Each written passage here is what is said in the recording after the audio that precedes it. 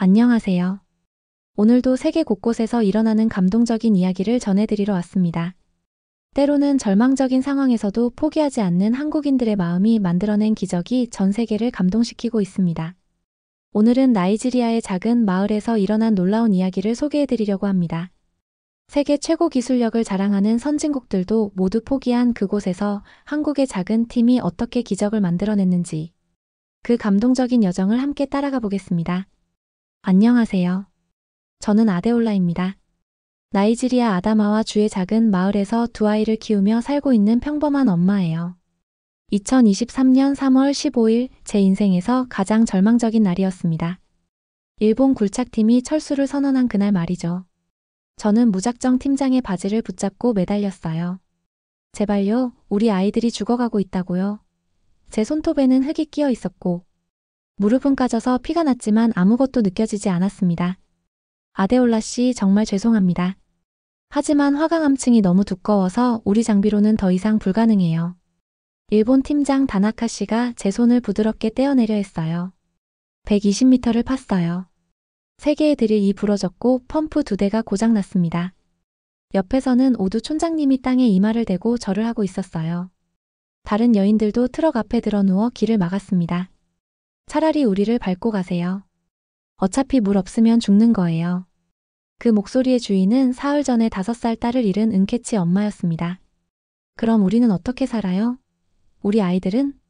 제가 울부짖었지만 일본 팀원들은 이미 트럭에 오르고 있었어요. 트럭은 천천히 하지만 단호하게 앞으로 나아갔습니다. 저는 끝까지 매달렸다가 결국 길바닥에 나자빠졌어요. 엄마. 7살 아들 케미가 제 옆에 와서 등을 토닥였어요. 10살 딸 치노도 같이 울고 있었습니다. 희망이 떠나는 소리, 그것은 단순한 트럭 소리가 아니었어요. 우리의 미래가, 아이들의 생명이 멀어져가는 소리였습니다. 우리가 마시는 물은 왕복 20km를 걸어서 길어오는 강물이었어요. 점점 말라가면서 색깔이 갈색으로 변했지만 달리 방법이 없었습니다.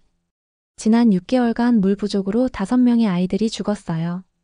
미국, 프랑스, 중국 팀도 모두 실패했던 이 땅에서 또 다른 희망이 떠나갔습니다.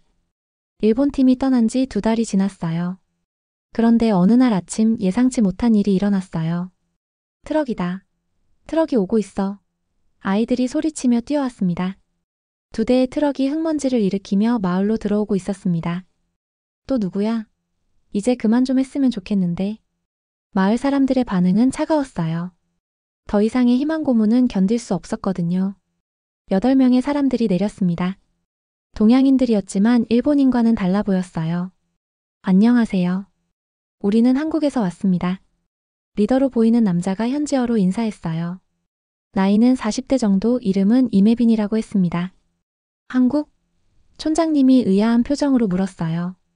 솔직히 저도 한국이 어디 있는 나라인지 잘 몰랐습니다. 우물을 파러 왔습니다. 그 말에 마을 사람들 사이에서 한숨 소리가 나왔어요. 됐어요. 그냥 가세요. 미국도 실패했고 일본도 포기했어요. 당신들이 뭔데요? 누군가가 퉁명스럽게 말했습니다. 아니에요. 제가 소리쳤어요. 더 이상은 못 견디겠어요. 희망을 주고 떠나는 거 이제 지쳤다고요. 눈물이 났어요. 분노인지 슬픔인지 모를 감정이 북받쳤습니다. 그때 젊은 팀원 하나가 앞으로 나왔습니다. 이름은 송재현이라고 했어요. 그럼 그냥 조사만 하고 갈게요. 파지는 않을게요. 조사요? 네, 왜 다들 실패했는지 알아보고만 가겠습니다. 촌장님이 잠시 생각하더니 고개를 끄덕였어요. 조사만이라면. 하지만 기대는 하지 마세요.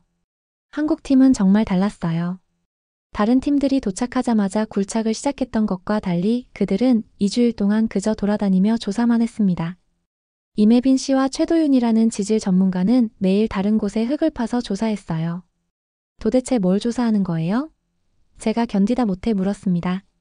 왜 실패했는지 알아야 우리는 다른 방법을 찾을 수 있어요. 최도윤 씨가 흙 묻은 손을 털며 답했어요. 똑같이 하면 똑같이 실패하겠죠. 그 말이 묘하게 가슴에 남았어요. 다른 팀들과는 확실히 달랐습니다. 열흘째 되는 날 한국팀이 마을회관에 사람들을 모았습니다. 큰 종이를 펼쳐놓고 설명을 시작했어요. 이 지역 지하는 세계에서 가장 단단한 화강암층으로 이루어져 있습니다. 이메빈 씨가 그림을 가리키며 말했죠. 미국 팀은 여기서, 중국 팀은 여기서, 일본 팀은 여기서 막혔어요. 모두 같은 화강암층입니다. 하지만 여기는 화강암층이 V자 모양으로 갈라진 곳이에요. 깊이 파야 하지만 가능성이 있습니다. 마을 사람들은 반신반의했어요. 일본 팀도 그런 말 했어요. 결국 실패했고요. 그래서 우리는 서두르지 않을 거예요. 실패해도 괜찮아요. 중요한 건 끝까지 해보는 거예요. 송재현 씨가 덧붙였습니다. 아저씨들은 왜 여기 왔어요? 케미가 갑자기 튀어나와 물었어요. 송재현 씨가 웃으며 무릎을 꿇고 케미와 눈높이를 맞췄습니다. 물이 필요한 사람들을 돕고 싶어서요. 그럼 우리가 뭐가 다른지 보여줄게요. 굴착이 시작되자 한국팀의 일하는 방식은 확실히 달랐습니다. 일본팀이 빠르고 정확하게 일했다면 한국팀은 느리지만 꾸준했어요. 쉬는 시간에도 장비를 정비하고 매일 밤 회의를 했습니다. 왜 그렇게 천천히 해요? 제가 물었어요. 서두르면 실수해요. 우린 한 번에 끝내고 싶어요. 최도윤 씨의 대답이었죠. 더 놀라운 건 그들의 마을 사람들에 대한 태도였습니다. 쉬는 시간이면 아이들과 축구를 했어요. 패스, 패스, 골. 아이들의 웃음소리가 오랜만에 마을에 울려 퍼졌어요. 경기가 끝난 후 한국팀은 라면을 꺼냈습니다. 이게 뭐예요? 라면이에요. 한국 음식이죠. 처음 보는 음식에 친호가 코를 찡그렸지만 한 입 먹어보더니 눈이 동그래졌어요. 맛있어요. 매워도 맛있어요. 저녁이면 모닥불 주위에 모여 앉았어요.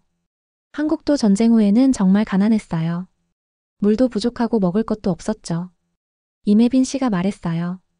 하지만 포기하지 않았어요. 서로 도우면서 여기까지 왔습니다. 그래서 우리를 돕는 거예요? 받은 걸 돌려주는 거예요. 우리도 도움을 많이 받았거든요. 이 사람들은 정말 다른 것 같아. 어느 날 밤 오쿤이 말했어요. 진심이 느껴져. 단순히 일만 하러 온 게 아니야. 저도 그걸 느끼고 있었어요. 처음으로 우리의 아픔을 진정으로 이해하는 사람들을 만난 것 같았습니다. 30m, 50m, 80m. 순조롭게 깊어지는 굴착에 마을 사람들도 점차 관심을 보이기 시작했습니다. 순조롭네.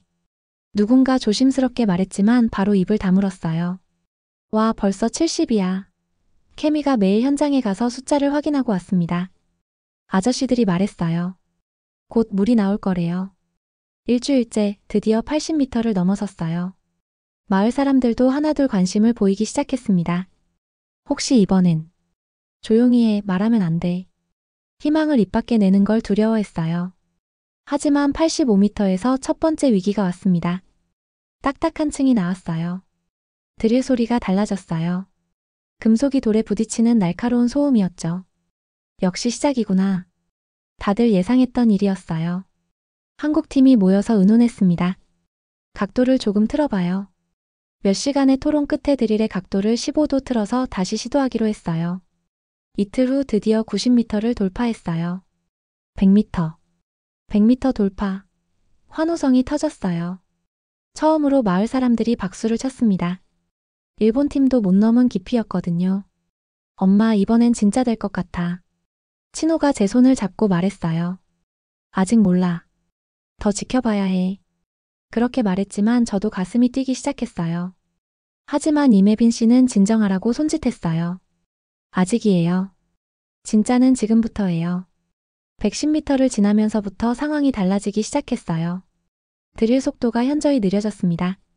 하루에 1m 정도가 나가면 다행인 수준이었죠. 화강암층이 예상보다 두꺼워요. 최도윤 씨의 표정이 심각했어요. 115m에서 첫 번째 드릴이 부러졌습니다. 괜찮아요. 예비가 있어요. 한국팀은 침착하게 드릴을 교체했지만 이틀 후 그것마저 손상됐어요. 이제 마지막 드릴이에요. 분위기가 무거워졌습니다. 120m. 일본 팀이 포기했던 바로 그 깊이에 도달했을 때 드릴 2 완전히 멈췄습니다. 안 돼. 제 입에서 탄식이 나왔어요. 꽝, 꽝. 드릴 2 화강암에 부딪히는 소리만 메아리 쳤습니다. 한국팀이 모여서 긴급 회의를 했습니다. 솔직히 말해서 이건 우리 장비로는 무리예요. 한 엔지니어가 말했어요. 일본 팀도 최신 장비로 실패했는데 우리가 뭘 더 할 수 있겠어요? 그래도 포기할 순 없잖아. 송재현 씨가 반박했어요. 여기 사람들 얼굴 봐. 우리가 마지막 희망이야. 다음 날 아침 임혜빈 씨가 마을 사람들을 불러 모았어요. 그의 얼굴은 밤을 새운 티가 역력했습니다. 죄송합니다. 화강암층이 예상보다 두꺼워서. 됐어요. 촌장님이 손을 들어 말을 끊었어요. 충분히 노력하셨어요. 감사합니다. 아직 끝나지 않았어요. 다른 방법을. 그만하세요. 이번엔 제가 나섰어요. 더 이상 희망 고문은 싫어요. 깨끗하게 끝내주세요. 마을 사람들이 하나둘 돌아서기 시작했어요. 엄마. 케미가 제 손을 잡았어요. 눈에 눈물이 고여 있었죠. 아저씨들도 떠나는 거예요? 한국팀이 짐을 싸기 시작했습니다. 케미와 친호는 울면서 집에 들어갔고 저는 부엌에서 눈물을 삼켰습니다. 또다시 실패, 또다시 절망. 사흘째 되는 날 한국팀이 공식적으로 실패를 인정했어요. 최선을 다했지만 죄송합니다. 임혜빈 씨가 깊이 고개를 숙였어요. 마을 사람들은 광장에 모였지만 아무도 말이 없었습니다. 이해합니다. 가세요. 촌장님의 목소리는 담담했어요. 한국팀이 짐을 싸기 시작했습니다. 이상했어요. 다른 팀들이 떠날 때는 마을 사람들이 매달렸는데 이번엔 아무도 그러지 않았습니다. 모두가 멀리서 지켜볼 뿐이었어요. 짐을 거의 다 실었을 때 케미가 갑자기 뛰어나왔어요. 송재현 씨에게 달려가 종이접기로 만든 작은 새를 건넸습니다. 이거 선물이에요. 한국 가서도 우리 기억해 주세요. 송재현 씨가 무릎을 꿇고 케미를 안았어요. 절대 잊지 않을게. 약속해. 그 모습을 보던 임혜빈 씨가 갑자기 걸음을 멈췄어요. 먼 곳을 바라보더니 팀원들에게 뭔가 말했습니다. 잠깐만요. 임혜빈 씨가 우리에게 다가왔어요. 혹시 2주일만 더 시간을 주실 수 있을까요? 뭐라고요? 모두가 놀랐어요. 다른 방법을 시도해보고 싶어요. 완전히 다른 접근으로요.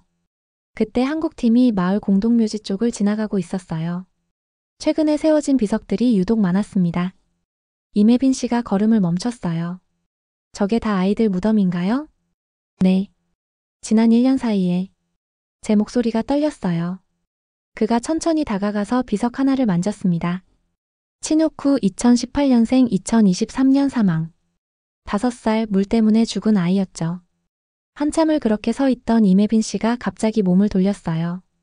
안 가. 우리 안 가. 이대로 가면 평생 후회할 것 같아. 팀원들이 놀랐어요. 팀장님? 이대로 가면 평생 후회할 것 같아. 그는 트럭으로 가서 짐을 다시 내리기 시작했어요. 4명이 떠났어요. 남은 건 임혜빈, 최도윤, 송재현 그리고 한 명의 엔지니어뿐이었습니다. 왜 그러는 거예요? 제가 물었어요. 임혜빈 씨가 케미와 친호를 바라보며 말했습니다. 저도 아이가 있어요. 한국에. 만약 제 아이가 물이 없어서 고통받는다면 누군가는 끝까지 해줬으면 하겠죠. 정말 처음으로 희망이라는 게 생겼어요. 실패를 인정하고도 떠나지 않는 사람들. 돈 때문도 명예 때문도 아닌 그저 우리를 위해 남은 사람들. 수직으로 파는 건 포기합니다. 대신 비스듬히 나선형으로 파내려 갈 거예요. 최도윤 씨가 새로운 설계도를 보여줬어요. 시간은 더 걸리지만 화강암층을 피할 가능성이 있어요. 이번엔 마을 사람들도 적극적으로 나섰어요. 우리가 뭘 도울 수 있나요? 인력이 부족해요. 자재 운반이나 야간 감시를 맡겨만 주세요. 청년들이 자원했어요. 24시간 교대 작업이 시작됐습니다. 낮에는 한국팀이, 밤에는 마을 청년들이 보조 작업을 했어요. 일주일이 지났어요. 진도는 느렸지만 꾸준히 깊어졌습니다. 125m, 130m. 화강암을 피해가고 있어요. 환호성이 터졌어요. 하지만 새로운 문제가 생겼습니다. 드릴 이과열되고 있어요. 냉각수를 더 써야겠네. 냉각수도 거의 다 떨어졌어요. 그때 마을 여인들이 나섰어요. 우리가 물을 가져올게요. 강에서. 그럼 식수가. 괜찮아요. 이게 더 중요해요. 140m에서 또 화강암을 만났어요. 이번엔 피할 수 없어요. 너무 넓어요. 절망적인 순간이었지만 포기할 수 없었죠. 그때 최도윤 씨가 뭔가를 발견했습니다. 잠깐, 이 화강암. 뭔가 달라요. 촘촘히 조사해보니 화강암에 미세한 균열이 있었어요. 여기로 파고들면 위험해요. 무너질 수도 있어요. 하지만 유일한 기회예요. 우리가 결정할게요. 촌장님이 나섰어요. 위험하더라도 해주세요. 이게 마지막이니까. 작업이 재개됐어요. 아주 조심스럽게 균열을 따라 파 들어갔습니다. 밤낮 없이 이어진 작업. 한국팀은 거의 잠을 자지 않았어요. 150m를 넘어서자 드릴에서 이상한 소리가 나기 시작했어요. 끼릭, 끼릭. 안 좋아요. 베어링이 나간 것 같아요. 얼마나 더 갈 수 있을까? 모르겠어요. 언제 멈춰도 이상하지 않아요. 그런데 바로 그때였어요. 잠깐. 뭔가 달라졌어요. 최도윤 씨가 소리쳤어요. 드릴이 갑자기 부드럽게 들어가기 시작했습니다. 화강암을 통과한 것 같아요. 155m, 160m. 그때 미세한 진동이 느껴졌어요. 습기. 미세하지만 수분이 감지돼요. 하지만 드릴이 끼익. 날카로운 소리와 함께 드릴이 멈췄어요. 안 돼. 이제 하나예요. 더하면 완전히 부서져요. 최악의 타이밍이었어요. 물의 징후는 보이는데 장비가 한계에 도달한 거죠. 해주세요. 촌장님이 말했어요. 망가져도 좋아요. 후회는 하고 싶지 않아요. 임혜빈 씨가 깊게 숨을 들이쉬었어요. 알겠습니다. 정말 마지막이에요. 드릴 2다시 작동하기 시작했어요. 끼익, 끼익. 고통스러운 소리를 내며 조금씩 들어갔습니다. 168m. 갑자기 드릴 이 텅 빈 공간을 만난 것처럼 쑥 들어갔어요. 후웅. 땅속에서 무언가 올라오는 소리가 들렸어요. 모두 뒤로. 임혜빈 씨가 소리쳤어요. 팡. 거대한 물줄기가 땅을 뚫고 솟구쳤습니다. 물이야. 물이 나왔어. 20m 높이로 치솟은 맑은 물. 마치 땅속에 갇혀있던 생명이 폭발하듯 쏟아져 나왔어요. 아. 말로 표현할 수 없는 함성이 터졌어요. 사람들이 물줄기 아래로 뛰어들었습니다. 물이야. 진짜 물이야. 케미와 친호도 물속에서 춤을 췄습니다. 저는 무릎을 꿇고 두 손으로 물을 받았어요. 이게 정말 물이야? 40년 만에 이 땅에서 솟아난 깨끗한 물이었습니다. 달아요. 물이 달아요. 이렇게 깨끗한 물은 처음이야. 물줄기는 계속 솟아올랐어요. 마르지 않을 것처럼, 영원히 흐를 것처럼. 그날 밤 마을은 축제 분위기가 됐어요. 모닥불을 피우고 노래하고 춤췄습니다. 물을 마시고 또 마셨어요. 목마름 없이 실컷 마실 수 있다는 게 이렇게 행복한 일인지 처음 알았습니다. 이제 다시는 목마르지 않을 거예요. 케미가 물에 흠뻑 젖은 채로 웃었어요. 그 웃음이 얼마나 아름다운지. 물이 준 첫 번째 선물은 아이들의 웃음이었습니다. 한 달이 지났어요. 그동안 마을은 완전히 달라졌습니다. 한국팀은 떠나지 않고 펌프 시설을 설치했어요. 그냥 구멍만 뚫고 가면 안 되죠. 제대로 써야 해요. 깨끗한 콘크리트로 우물을 만들고 수동 펌프를 설치했습니다. 여러 개의 수도꼭지도 만들어서 동시에 많은 사람이 물을 쓸 수 있게 했어요. 이제 새벽에 물 길러 가지 않아도 돼요. 여인들의 삶이 바뀌었어요. 하루 5시간을 물깃기에 쓰던 시간이 자유로워졌습니다. 그 시간에 텃밭을 가꾸기 시작했어요. 토마토가 잘 자라고 있어요. 물을 주니 씨앗들이 싹을 틔웠습니다. 메마른 땅이 초록색으로 변해갔어요. 아이들도 달라졌어요. 이제 학교 안 빠져도 돼. 친호가 기뻐하며 매일 학교에 갔어요. 출석률이 10%에서 90%로 올랐습니다. 무엇보다 큰 변화는 더 이상 아이들이 아프지 않는다는 거였어요. 깨끗한 물을 마시니 배탈도 열병도 사라졌습니다. 기적이에요. 한 달 동안 단 한 명도 물 때문에 아프지 않았어요. 보건소 간호사가 놀라워했어요. 다른 마을에서도 사람들이 찾아오기 시작했어요. 어떻게 한 거예요? 우리 마을에도 가능할까요? 희망이 전염되듯 퍼져나갔습니다. 임혜빈 씨는 다른 마을 조사도 도와줬어요. 여기도 가능성이 있어요. 방법을 알려드리게요. 어느 날 나이지리아 정부 관계자들이 찾아왔어요. 이런 일이 어떻게 가능했죠? 그들도 믿을 수 없다는 표정이었어요. 포기하지 않았기 때문이에요. 임혜빈 씨의 대답은 간단했지만 진실이었죠. 정부는 다른 마을에도 같은 프로젝트를 진행하기로 했어요. 우리 마을이 시작점이 된 거였습니다. 이 우물이 희망의 증거가 됐어요. 촌장님이 자랑스럽게 말했어요. 2달이 지나고 한국팀이 떠날 시간이 왔어요. 하지만 이번엔 분위기가 완전히 달랐습니다. 정말 가야 해요? 케미가 이매빈 씨의 손을 잡고 물었어요. 응, 이제 다른 마을도 도와줘야 해. 그럼 또 올 거예요? 물론이지. 우리는 이제 가족이잖아.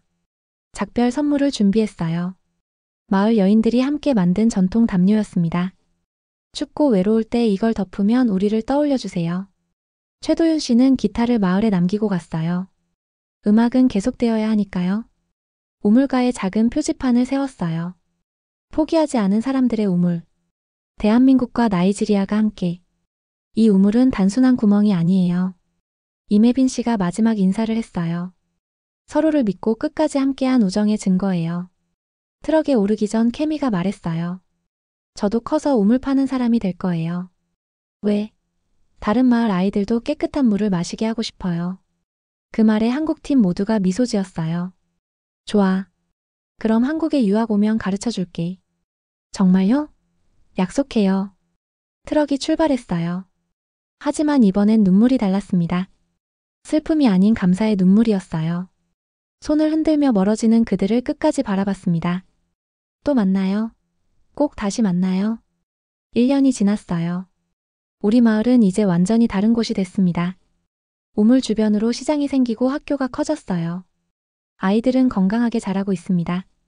케미는 12살이 됐어요. 매일 공부에 열중하고 있죠. 엄마, 저 이번 시험에서 1등 했어요. 정말? 우리 케미 대단하네. 책상 위에는 한국에서 온 편지가 놓여 있었어요. 송재현 씨가 보낸 거였죠. 케미야, 공부 열심히 하고 있니? 약속 잊지 않았어? 기다리게. 나이지리아 정부는 한국식 우물 프로젝트를 전국으로 확대했어요. 수백 개 마을에 깨끗한 물이 공급되기 시작했습니다. 가끔 한국팀의 소식이 들려와요. 다른 나라에서도 우물을 파고 있다고요. 우리 마을 이야기가 희망의 본보기가 됐다고 합니다.